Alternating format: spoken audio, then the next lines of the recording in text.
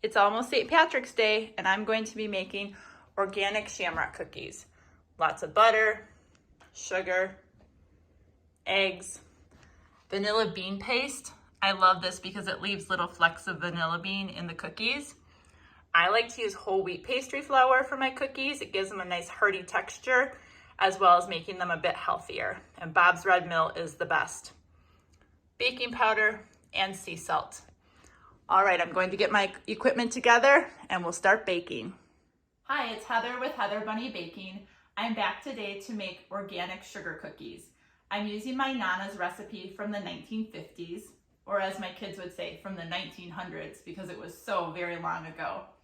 I've upgraded her recipe by using Bob's Red Mill organic whole wheat pastry flour. This is a staple in most of my cookies as it makes them a little heartier, a little healthier, but doesn't compromise the taste. I actually think it makes them taste better, and most people don't even know that they're whole wheat. I'm gonna get started by putting on my paddle on my mixer. And then the first thing we need to do is cream all of this butter. So I like to let the butter soften overnight. I just put it on a plate, however much I need, and I let it soften. Then that way in the morning or whenever I decide to bake, it's ready to go. So the best way is just to open it up over your bowl, kind of shake it in there. There's a lot of butter. I'm actually gonna make a double recipe today because I figure I may as well put all my effort into a double batch instead of making a single batch and then another single batch. So it actually saves some effort, doesn't double the effort. All right, oops, got a little bit of paper stuck in there. So I'm gonna turn it on and I'm gonna whip the butter to add in my sugar. There's a lot of sugar, not telling you how much. This is my Nana's secret recipe. Pour my sugar in there. And again, I'm gonna turn my mixer on. So you always wanna start low again. Slowly start mixing it. Once you see it mixing in, you can turn it up a little.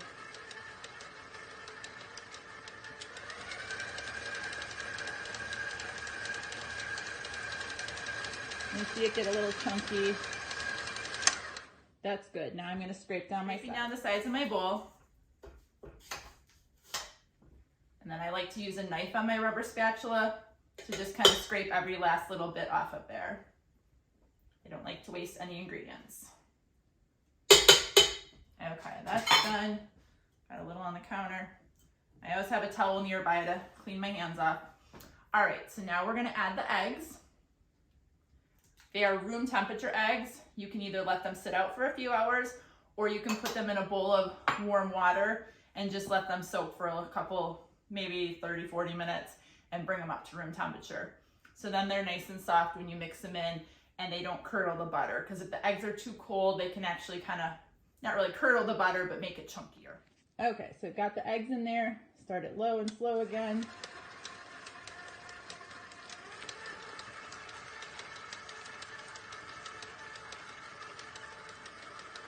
Just want to incorporate all that bright yellow.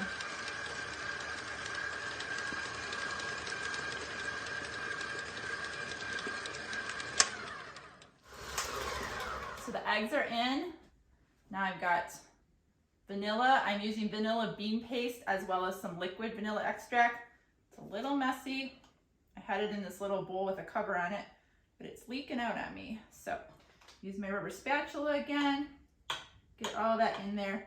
I like to use half vanilla bean paste and half vanilla extract, because then you can see the little flecks of vanilla bean in your cookies and they taste really good.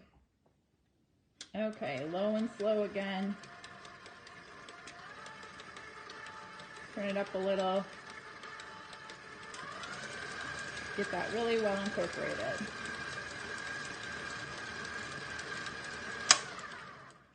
You're going to notice it looks a little chunky. That's okay. Once you get the flour in there, it'll break up those chunks. Okay, I've gotten all the other ingredients in there so far, all the wet ingredients, and now it's time to add my dry ingredients.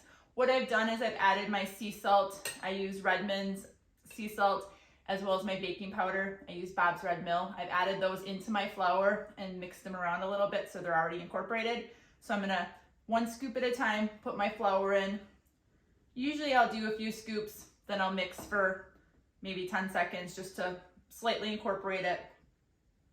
And then I'll just keep doing that until all my flour is in. Okay, now that we've got some flour in, very slowly again, slowest.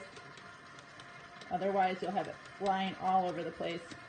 When my kids help me bake, we usually have flour all over because they turn the lever way too fast.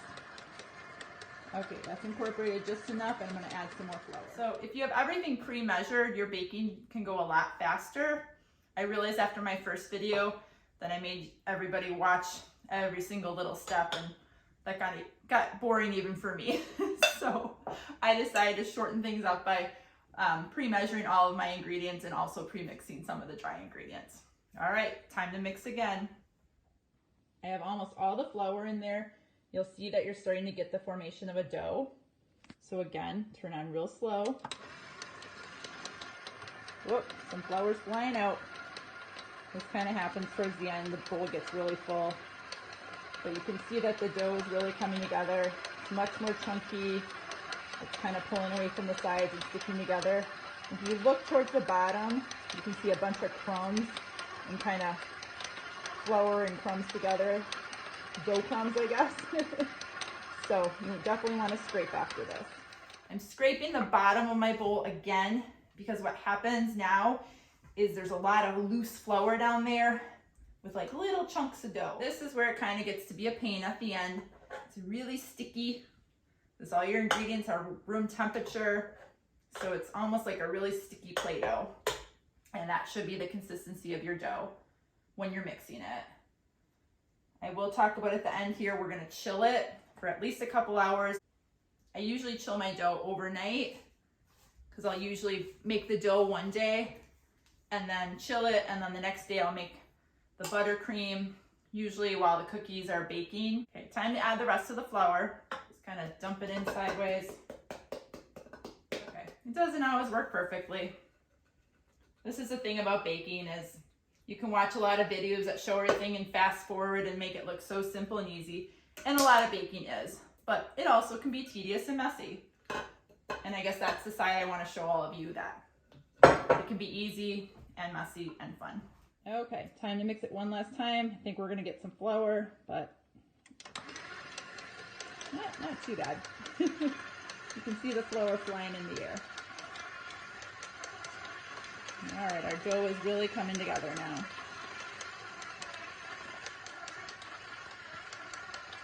Turn it up just a little bit.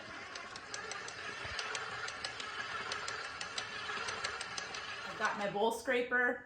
I'm going to go ahead and get in there and really scrape the side of the bowl. And I'm gonna get enough for one last dough ball. So we'll get in there. All right. So here is our last dough ball. You'll see it just looks kind of like Play-Doh. And all you have to do is kind of move it around in your hands like you're making a snowball or playing with Play-Doh. And just kind of hit it down until you have a nice disc. I mentioned that I like to wrap them in saran wrap and then put them in an airtight container. I usually do that if I'm going to keep the dough in the fridge for more than a couple of days, or if I'm going to freeze it, because the dough freezes nicely for up to a couple of months. Since I'm not sure yet how many cookies I'm going to be making, divide it with parchment paper in my airtight container, put that in the fridge overnight, and then once I determine how many cookie orders I have, I'll go ahead and slowly take out what I need, one disc at a time, roll it out, and then if I have any left over, then I will freeze that. Got my piece of saran wrap. Just set it in there. If you've ever made pie dough, you might have done this as well to refrigerate it overnight. Just bring it over on all sides, nice and tight. And then I'll set that in my airtight container. I just have some plastic containers from Target. And then for the ones with parchment paper, I'm just gonna get a piece of parchment paper out, a little wider than the disc. Cut that in half. And just literally set the disc of dough on it, set it in the airtight container, and then I'll stack them up as I go. That way, I can take one disc out at a time, because I find that when you roll cookie dough out, it works best if it's been chilled and if it's on the firm side. But if you have too big of a chunk of dough, it's just too hard to roll it out. It's time to make the sugar cookies.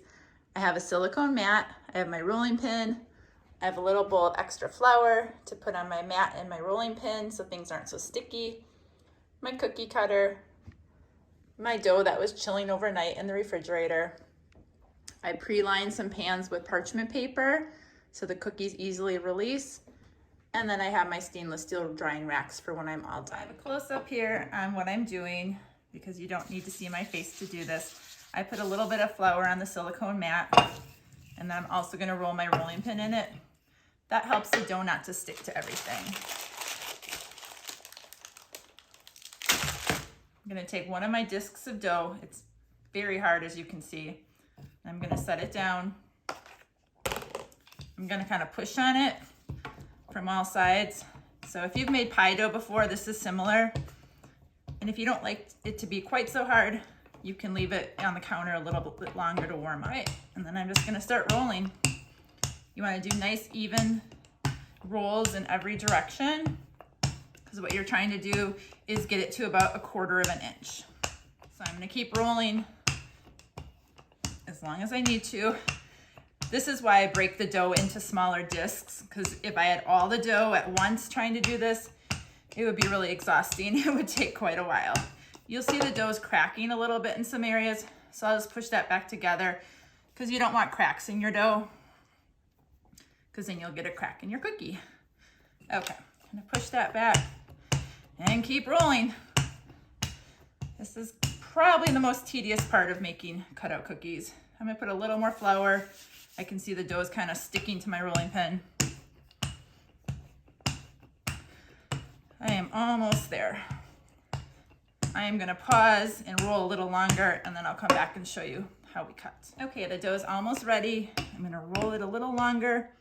The one tip I like to give here is that don't roll and push down on the edge. Roll and kind of pick up the rolling pin.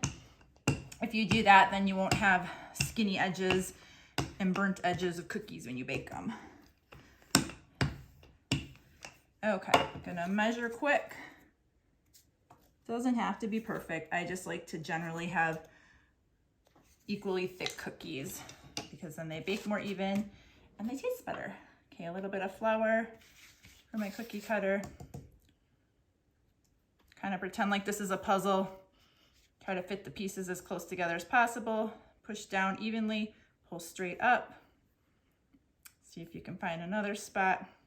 Sometimes it just doesn't work out and I move around, but that's pretty good there. Trying to get about 4 cookies out of this. It might be a little short, but we're gonna try. Push down evenly, pull up straight. That one wants to stick in there. There we go, I got 4, yay. Okay, so that is ready.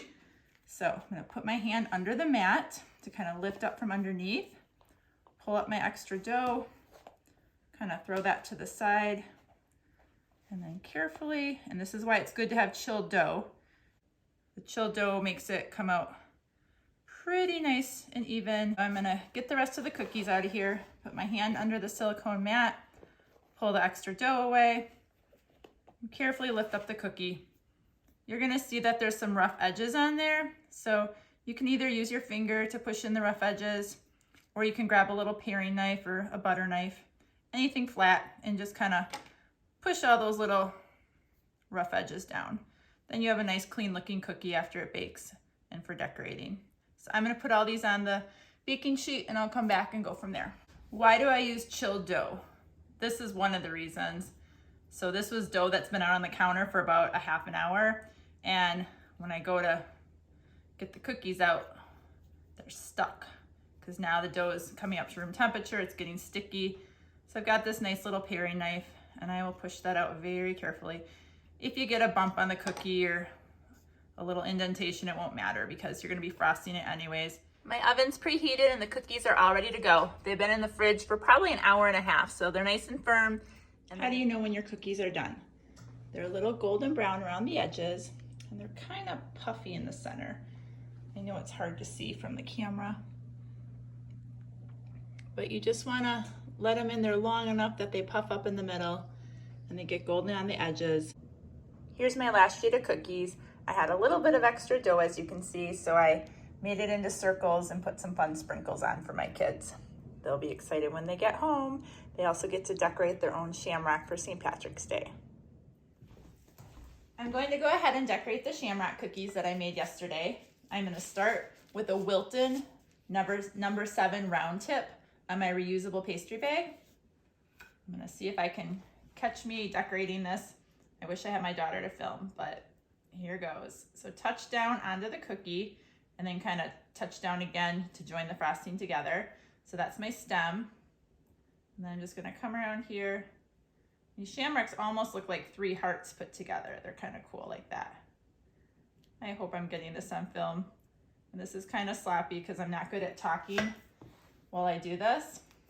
So there's a little bit of a sloppy outline. And then I have a number 32 Wilton star tip, again with a reusable pastry bag.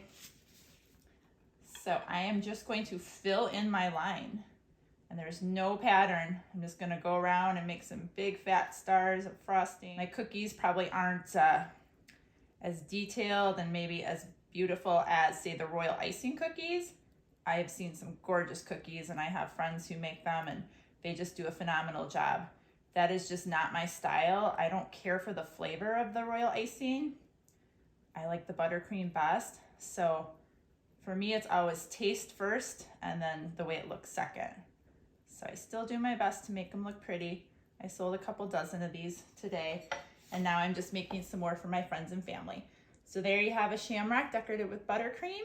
I'm gonna add this to my pile over here, and I'll make up some gift boxes for friends and family. Happy St. Patrick's Day.